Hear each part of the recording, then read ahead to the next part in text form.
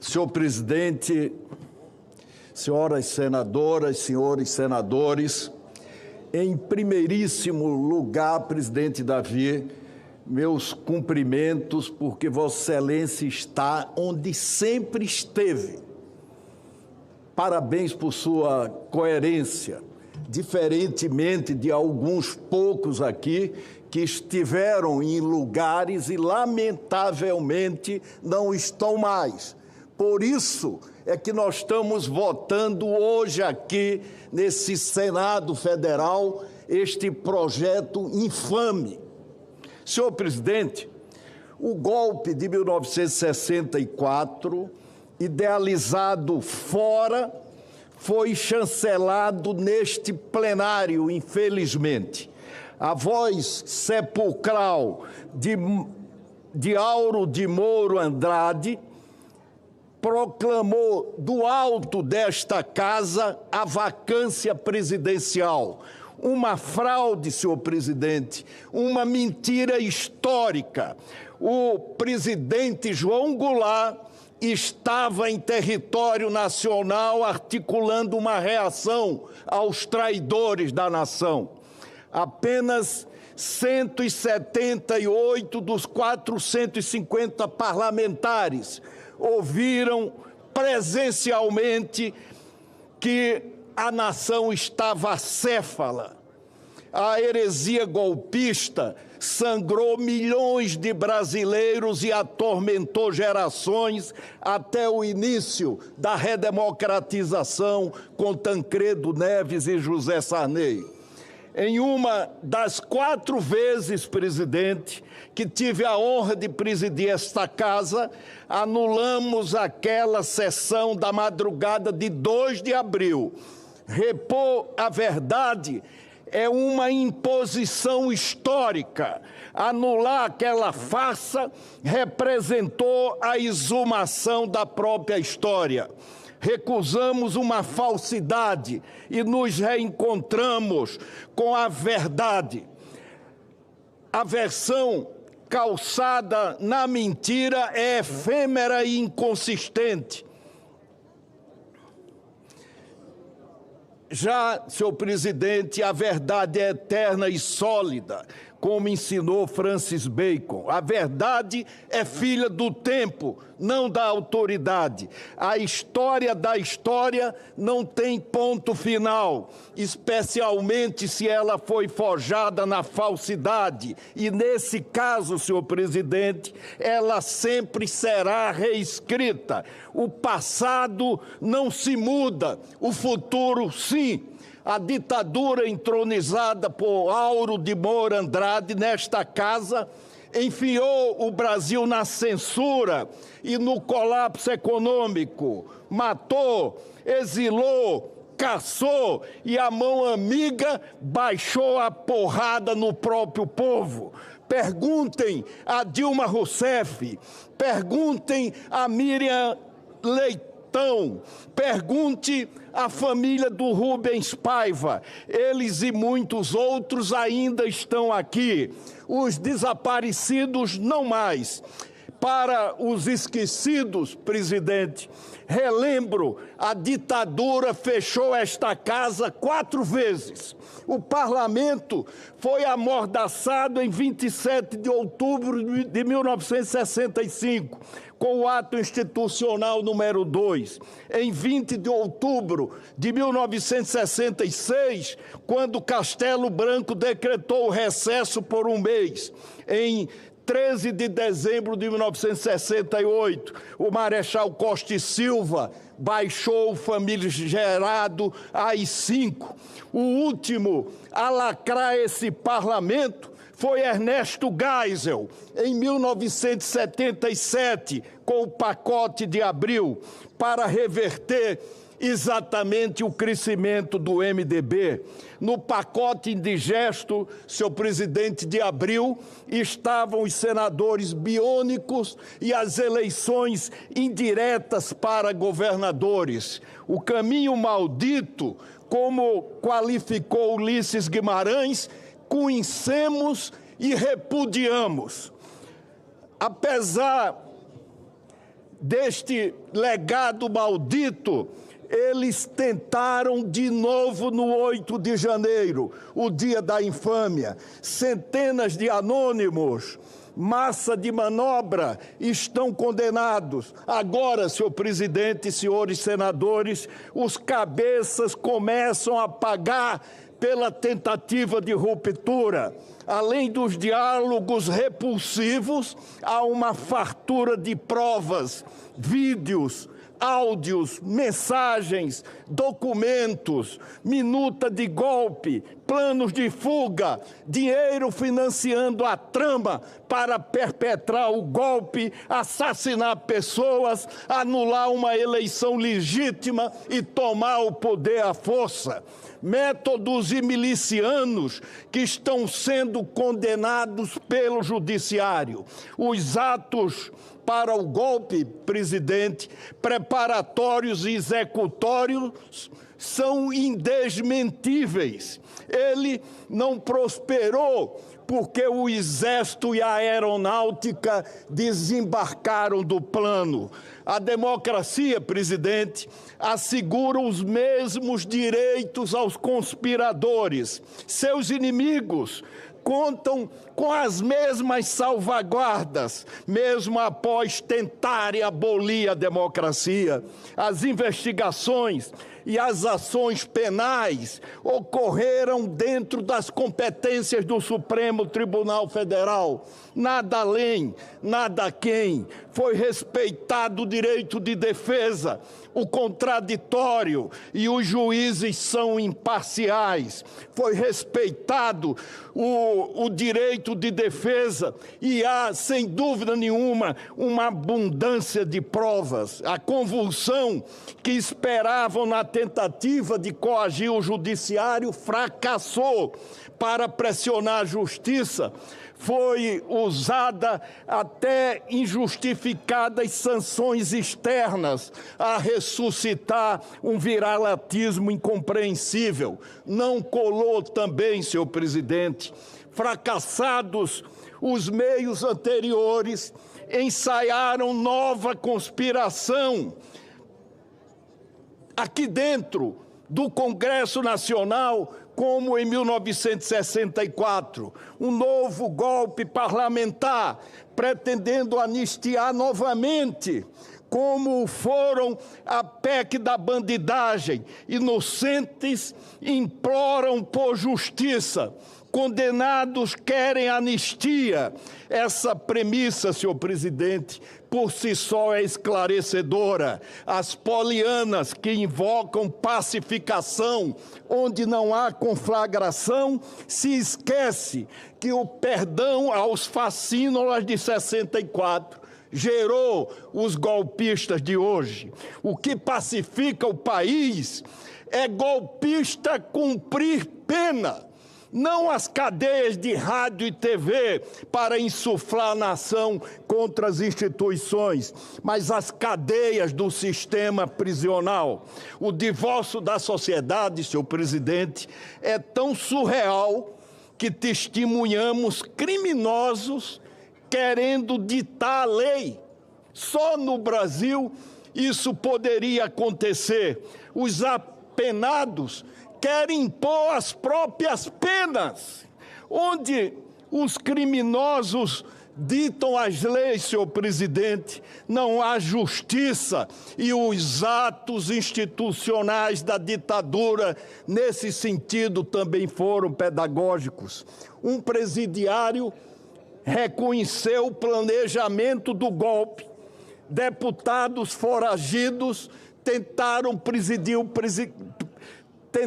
coagir o presidente desta casa, intimidaram esse poder, como fizeram com o próprio Supremo Tribunal Federal. Desde quando, senhor presidente, desde quando golpistas têm legitimidade para mediar acordo de anistia ou dosimetria? Seria o acordo da guilhotina com a cabeça. Se for, senhor presidente, a nossa estaria em qualquer circunstância a prêmio. Para golpistas, não há perdão judicial, não há anistia congressual ou indulto presidencial. Além de inconstitucional, é imoral e rejeitada pela sociedade. Perdão ou atenuante a golpista debilita a democracia, atrofia a eficácia do poder judiciário, pune, senhor presidente, a sociedade que obedece às leis e estimula novas tentativas de sequestrar o Estado pelos projéteis e não pelos projetos. Qual seria a mensagem para as Forças Armadas, aos oficiais legalistas que cumpriram a Constituição? Qual o recado para a Polícia Judiciária, a Polícia Federal, que fez uma investigação densa, minudente e conclusiva?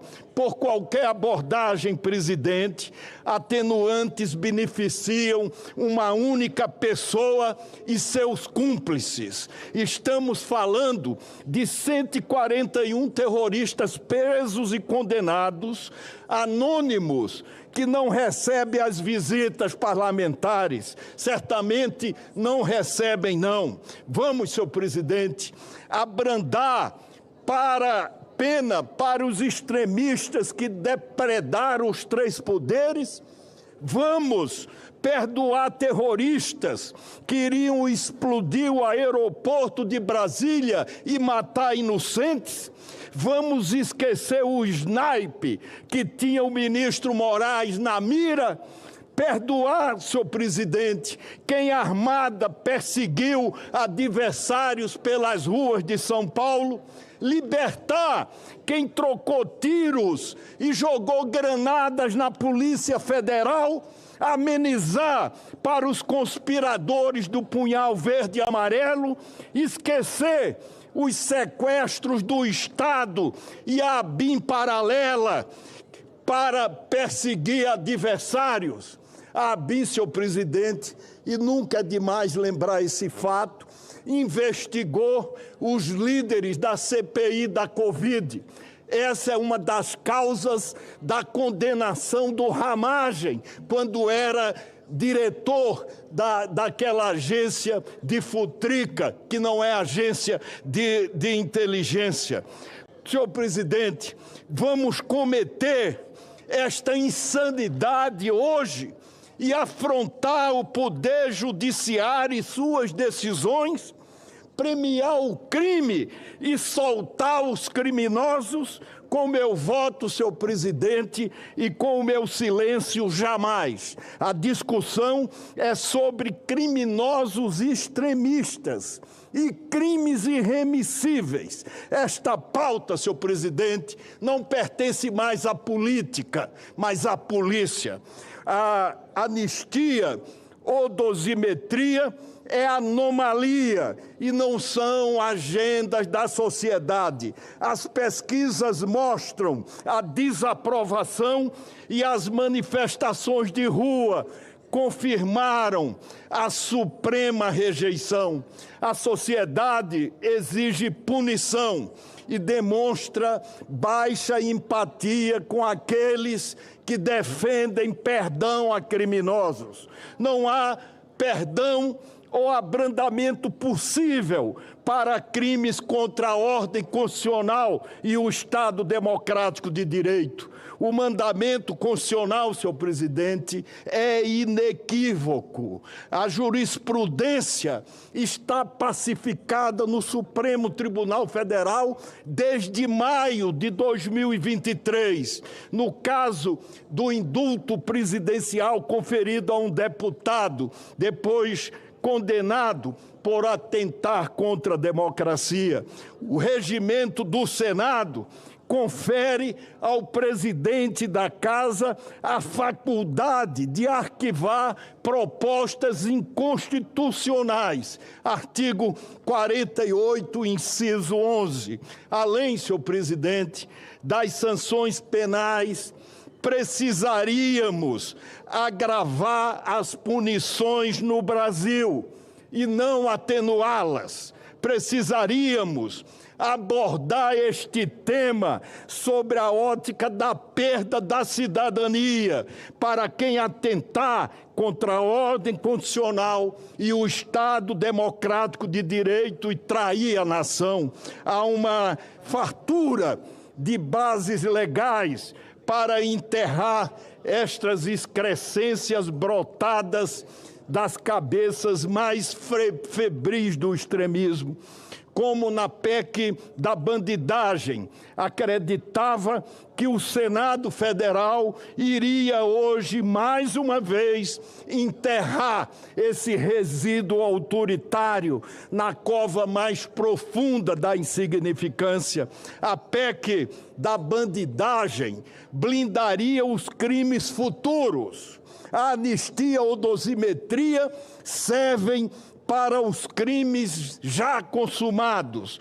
Trata-se, senhor presidente, de impunidade à pretérita e impunidade também à futura. Senhor presidente, hoje de manhã, e me permita aqui contar um fato, quando nós nos preparávamos para votar este infame projeto na Comissão de Constituição e Justiça, eu cheguei um pouquinho atrasado. O líder do governo, não como líder do governo, eu o atendi como senador, pediu para que eu acompanhasse até uma sala ao lado. E eu saí ali, gentilmente, e fui conversar com ele.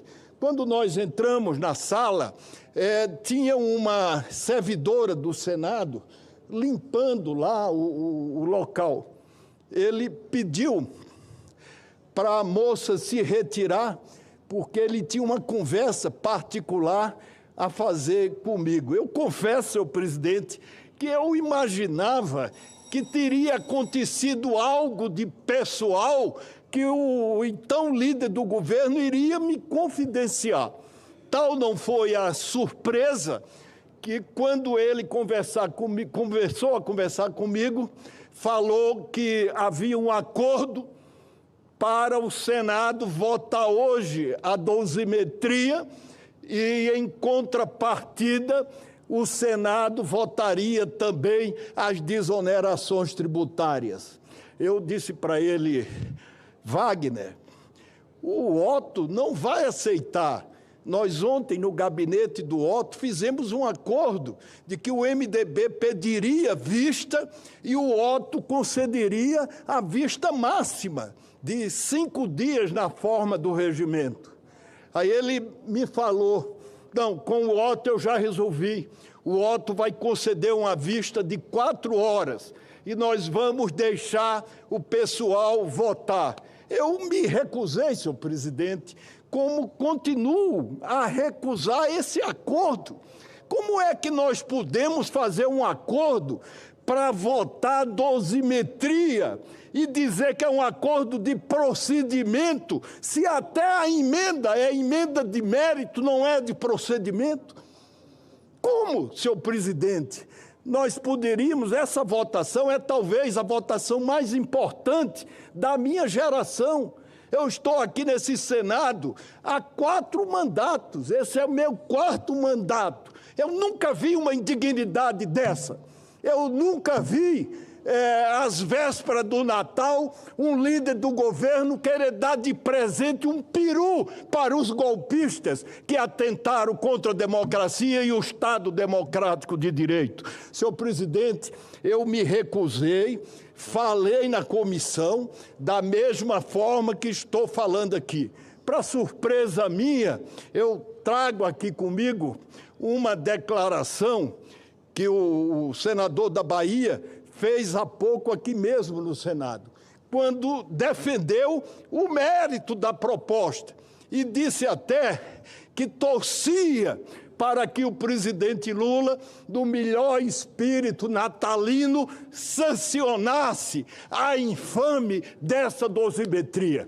Senhor presidente, hoje é um dia muito triste para essa casa e especialmente para mim que vi uma farsa ser proposta em nome de um projeto que vai possibilitar a arrecadação de mais alguns milhões ou bilhões de reais. O governo, se tivesse me ouvido, tinha cortado despesa há muito tempo e tinha trocado essa regra fiscal, porque a cada semana o governo mobiliza a excepcionalização de despesas que são retiradas do arcabouço para que as contas possam ser fechadas. Vossa Excelência, com quem eu conversei muito na noite de quarta-feira, jantamos na segunda-feira, conversamos bastante. Vossa Excelência sempre defendeu essa posição. O senador Otto, do seu gabinete, numa reunião que participou, eu, meu líder Eduardo Braga, o senador Alessandro, nós fechamos o acordo para que a vista fosse uma vista máxima, para que nós levássemos essa discussão para o próximo ano, senhor presidente, como outras discussões que estavam paralisadas aqui na casa. Eu confesso que hoje foi um dia difícil, muito difícil para mim. As cenas, senhor presidente, recentes, ditatoriais, na Câmara dos Deputados, quando tentavam empurrar goela abaixo a votação dessa dosimetria naquela casa, correram o mundo. Agressão e expulsão de jornalista, censura das transmissões e truculência contra o deputado eleito. Outro dia da infâmia, senhor presidente.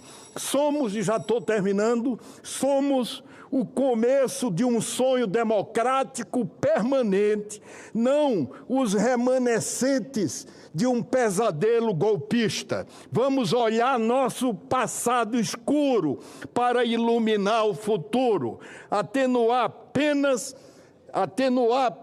senhor presidente, é emitir a duplicata do golpe. Para reduzir penas, não precisa de nova lei. Para reduzir penas, não precisa de nova lei. Ela já existe na lei brasileira e se chama Lei de Execução Penal. Pelo artigo 126, a cada 12 horas de estudo e 3 dias de trabalho, um dia a menos de pena. Pode, senhor presidente, parecer para esses golpistas uma nova punição, para quem nunca trabalhou ou nunca estudou. Que eles se dediquem, senhor presidente, a estudar a democracia. Muito obrigado.